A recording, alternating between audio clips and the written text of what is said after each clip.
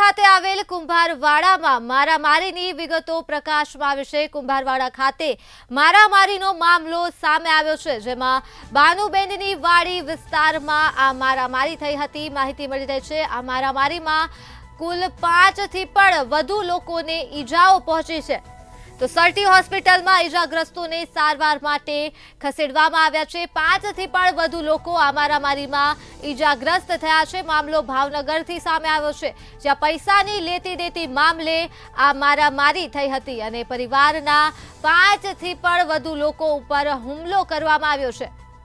ત્યારે ભાવનગર ખાતે આવેલા કુંભારવાડામાં મારામારીનો બનાવ બન્યો હતો। કુંભારવાડામાં બાનુબેનની વાડી વિસ્તારમાં આ મારામારી થઈ હતી, જેમાં 5 થી પણ વધુ લોકો ઈજાગ્રસ્ત થયા છે અને ઈજાગ્રસ્તોને સરટી હોસ્પિટલ ખાતે સારવાર માટે ખસેડવામાં આવ્યા હતા અને મામલો પૈસાની લેતી દેતીનો હતો, જેને લઈ મારામારી કરવામાં આવી હતી।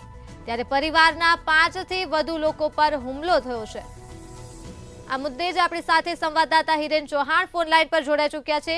જી હિરેન, ભાવનગરના કુંભારવાડામાં પૈસાની લેતી દેતીને લઈ મારામારી થઈ છે, શું છે વધુ વિગતો?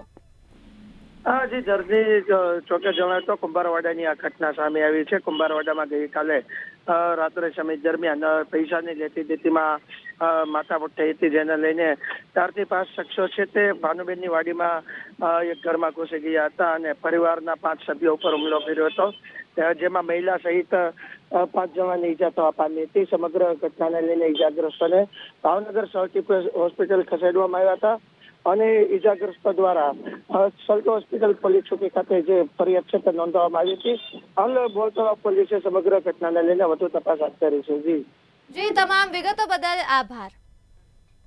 તો મામલો ભાવનગરથી સામે આવ્યો છે, જ્યાં પૈસાની લેતી દેતીને લઈ મારામારી કરવામાં આવી હતી। કુંભારવાડા ખાતે આવેલ બાનુબેનની વાડી વિસ્તારમાં આ મારામારીમાં 5 થી પણ વધુ લોકો ઈજાગ્રસ્ત થયા છે અને આ તમામ ઈજાગ્રસ્તોને સરટી હોસ્પિટલ ખાતે સારવાર માટે ખસેડવામાં આવ્યા છે।